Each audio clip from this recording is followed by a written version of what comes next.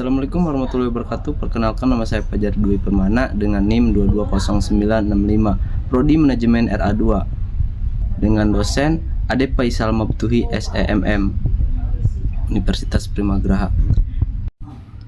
Di sini saya akan memaparkan video tugas UTS perilaku keorganisasian. Langsung saja ke videonya. Yang pertama, perilaku keorganisasian. Perilaku merupakan seperangkat perbuatan atau tindakan seseorang dalam melakukan respon terhadap sesuatu dan kemudian dijadikan kebiasaan karena adanya nilai yang diyakini. Keorganisasian adalah proses untuk mengatur dan mengatur organisasi dengan cara efisien. Perilaku organisasi. Perilaku organisasi adalah suatu disiplin ilmu yang mempelajari tentang perilaku tingkat individu dan tingkat kelompok dalam suatu organisasi serta dampaknya terhadap kinerja atau baik kinerja individual, kelompok. Kinerja merupakan penampilan hasil kerja pegawai baik secara kuantitas maupun kualitas. Perbedaan organisasi dengan keorganisasian. Organisasi memberikan kerangka kerja yang terstruktur, sementara keorganisasian membantu mengelola dan mengkoordinasikan berbagai elemen dalam organisasi. Tujuan mempelajari perilaku keorganisasian tiada lain adalah untuk membantu kita mempelajari perilaku setiap individu ataupun kelompok serta dampak yang mungkin ditimbulkan dari perilaku tersebut.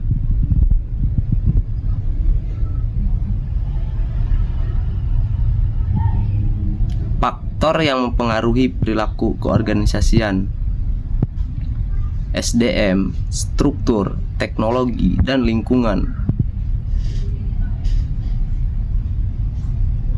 2. Teori perilaku dan model perilaku organisasi.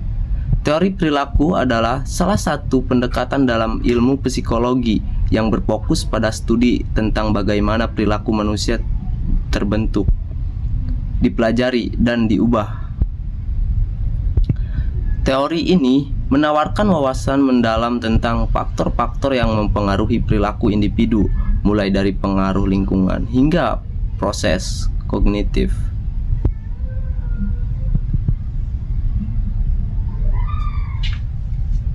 Konsep-konsep utama teori perilaku.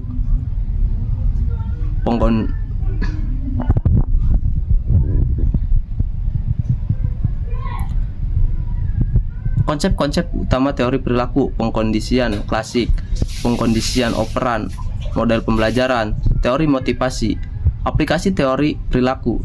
Dalam pendidikan, teori perilaku digunakan untuk merancang strategi pengajaran yang efektif.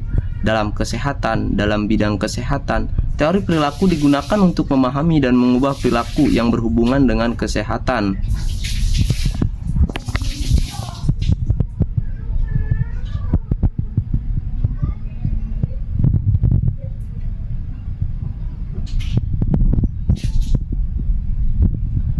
Dalam manajemen, dalam konteks manajemen, konsep pengkondisian operan digunakan untuk membentuk perilaku karyawan. Model perilaku organisasi.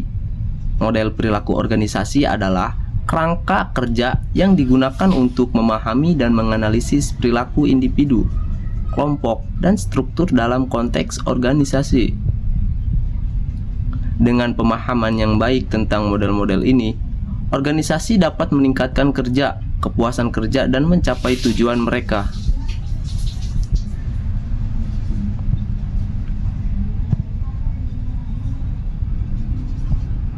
Model dasar berperilaku organisasi. Perilaku organisasi menurut Greenberg dan Baron merupakan bidang multidisiplin yang berkaitan dengan perilaku organisasi sebagai proses individu, kelompok, dan organisasi. Oleh karena itu, fokusnya adalah pada hasil individu berupa prestasi kerja, kinerja, dan komitmen terhadap organisasi. Model teori X dan Y. Teori X menganggap bahwa individu cenderung malas dan menghindari tanggung jawab sehingga memerlukan pengawasan yang ketat. Teori Y berpendapatan bahwa individu memiliki potensi untuk berinisiatif, bertanggung jawab, dan bekerja keras jika diberi kebebasan.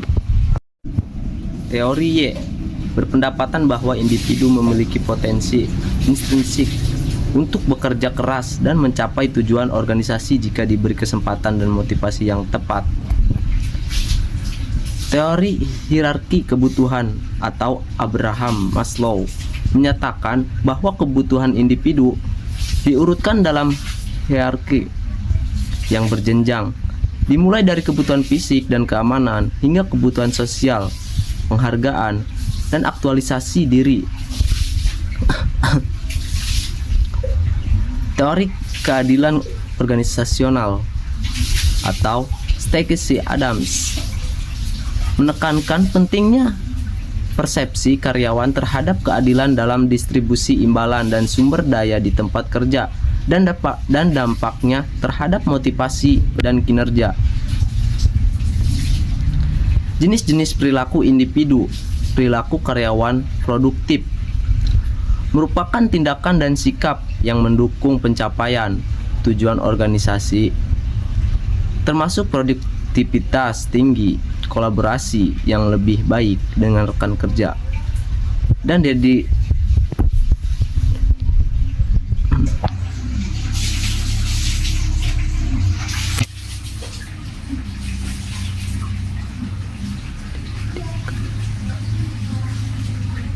dedikasi terhadap pekerjaan.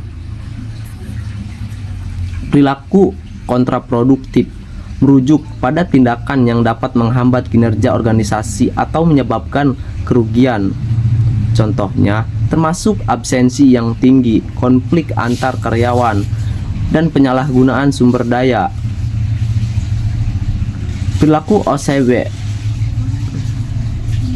atau Organizational Citizenship Behavior meliputi tindakan sukarela yang melebihi tugas-tugas formal yang diharapkan dari seorang karyawan, misalnya membantu rekan kerja, menyumbangkan ide-ide baru, atau berpartisipasi aktif dalam kegiatan sosial perusahaan. Dampak perilaku individu terhadap organisasi, produktivitas dan kinerja organisasi. Perilaku individu yang produktif dapat meningkatkan produktivitas dan organisasi.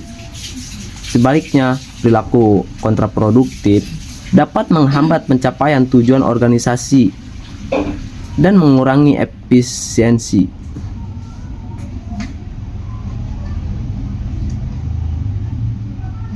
Budaya kerja dan iklim organisasi. Perilaku individu membentuk budaya kerja dan iklim organisasi yang dapat mempengaruhi moral, motivasi, dan kepuasan karyawan. Budaya yang positif dapat meningkatkan keterlibatan karyawan dan meningkatkan retensi. Keberlanjutan dan inovasi. Perilaku individu yang mendukung kolaborasi, kreativitas, dan inovasi membantu organisasi untuk tetap relevan dan beradaptasi dengan perubahan pasar.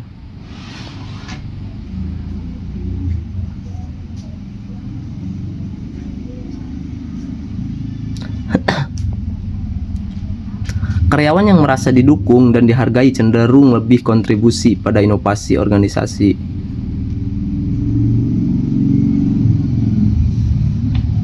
Strategi manajemen untuk mengelola perilaku individu, pengembangan karyawan. Melalui pelatihan dan pengembangan, organisasi dapat meningkatkan keterampilan dan motivasi karyawan serta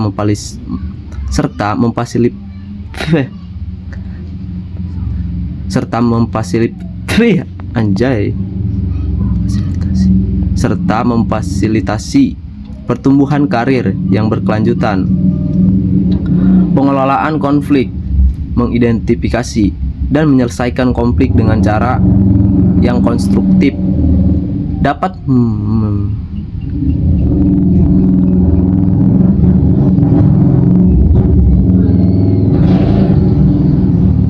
dapat meminimalkan dampak negatifnya pada kinerja dan hubungan antar karyawan. Reward dan pengakuan menggunakan insentif, penghargaan, dan pengakuan untuk memberikan apresiasi atas kontribusi dan pencapaian karyawan dapat meningkatkan motivasi dan loyalitas mereka terhadap organisasi. Contoh dampak perilaku individu pada organisasi. Karyawan yang proaktif. Contoh, seorang karyawan yang proaktif secara sukarela mengambil inisiatif untuk mencari solusi atau masalah yang muncul di tempat kerja tanpa perlu diinstruksikan oleh atasan.